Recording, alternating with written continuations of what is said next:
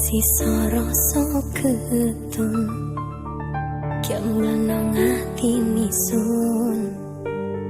Janji podo welas pungkasi burung Arep nyalahno sapa Dong mulawe sing bisa Jodoh sing gelem marang isun lan riko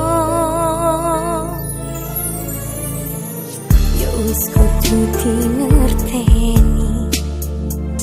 takdir nulis ketiki sun biar tak tetap sing keneng diganti ambi belajar pasrah ambi belajar ikhlas mas yo tak kudu pisah tetep welas kepusi loring pipi sesek rasa ning ati tok mingan tau seneng saiki dadi arep wis angel sun lan riko sanding sing bisa dadi siji maneh